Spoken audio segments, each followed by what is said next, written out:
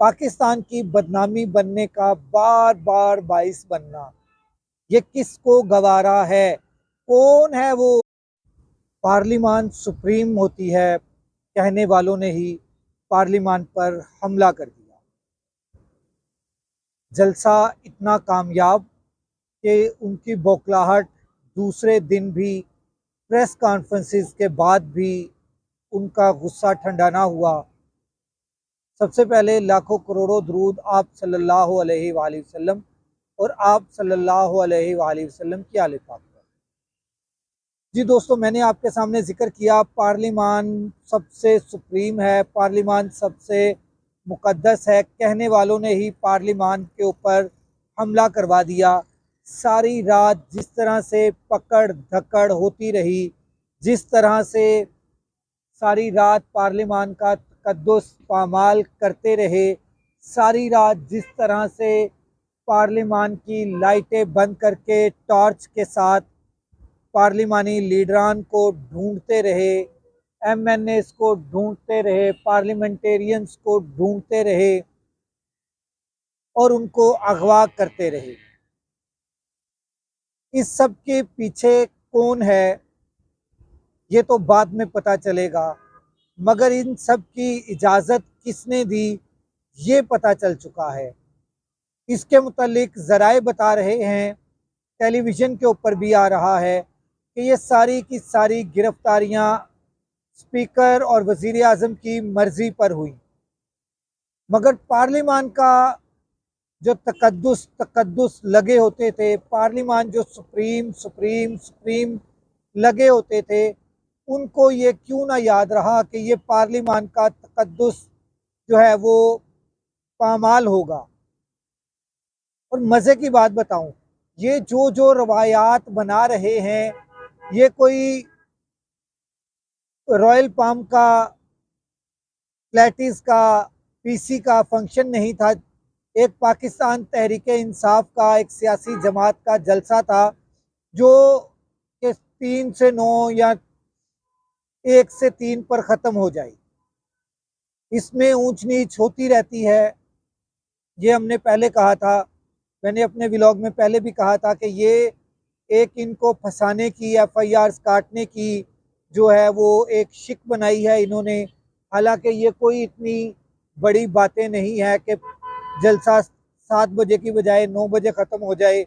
यहाँ पर हमने देखा है कि इस्लामाबाद के अंदर 2 ऐसी बड़ी पार्टियों ने जलसे जुलूस किए, बल्कि धरने दिए, उनके पास तो एनओसी भी नहीं था। फिर उसके बाद सुप्रीम कोर्ट के ऊपर चढ़ाई की गई, उनके पास भी एनओसी नहीं था।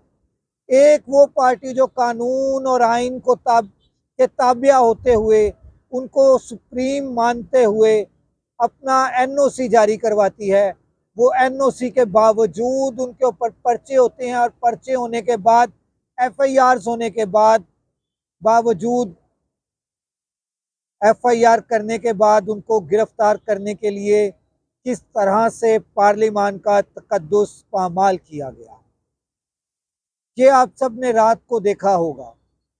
मैं इससे थोड़ी मुख्तलिफ बात कर रहा हूं कि ये जो सब कुछ कर रहे हैं, अपने लिए कांटे बो रहे हैं। ये सारे कांटे इनके लिए हैं। वो कहते हैं ना, हज़रत यूसुफ अलैहिस्सलाम के भाइयों ने हज़रत यूसुफ अलैहिस्सलाम के लिए कुआं खोदा था, और उसमें गिरे कौन? कि अपने भाई। कोई किसी के लिए गड्ढा खोदता है तो उसमें गिरता कौन है? वो खुद। ये मुकाफात अमल की दुनिया है।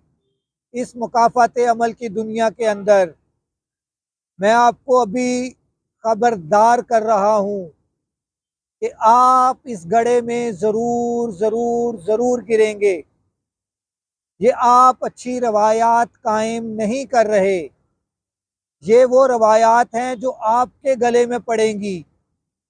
ये वो रवायात हैं जिसमें आप खुद फंस जाएंगे। ये वो डोर के गुंजल हैं जिसमें आपकी टांग खुद ब खुद फंस जाएगी। ये वो खिड़की है जिसमें आप खुद ब खुद फंस जाएंगे। मैं आपको बार बार वार्न कर रहा हूँ। मुझे पता था, हमारा तज्जिया ये कहता था कि पाकिस्तान तहरीक-ए-इंसाफ के ऊपर ये जो जलसे में 40 किस्म की शराइत रखी गई हैं, इन शराइत के ऊपर कोई भी सियासी पार्टी जलसा नहीं कर सकती। कोई भी सियासी पार्टी पूरा नहीं उतर सकती। इन 40 की 40 शराइत को एक साइड पे रख दें, इनमें से एक भी ऐसी शर्त नहीं है, पूरी नहीं कर सकती कोई भी पार्लिमानी पार्टी। ये इंतहाई फंसाने वाली एनओसी था जिसमें पाकिस्तान तहरीक इंसाफ के लीडरान फंसे हैं। अब और उनके वजीर आला अली अमीन गंडापुर जो हैं वो भी गायब रहे हैं। कितनी देर ये भी आपको पता है, सारी रात वो गायब रहा है। अगर उसने जलसे में खड़े होकर 9 मई से पहले वाली गिरफ्तारी का हवाला दिया और अगले जलसे में उसने पूरे का पूरा बयान करने का कह दिया है, तो वो बयान कर देगा, वो नहीं रुकेगा। आप उसको जितना मर्जी रोकने की कोशिश कर लें, वो नहीं रुकेगा। इमरान खान ने कह दिया है कि मैं अली अमीन गंडापुर के साथ खड़ा हूँ, उसके बयान के साथ खड़ा हूँ। जो उसके बयान का वज़न नहीं उठा सकता, वो पार्टी छोड़कर जा सकता है।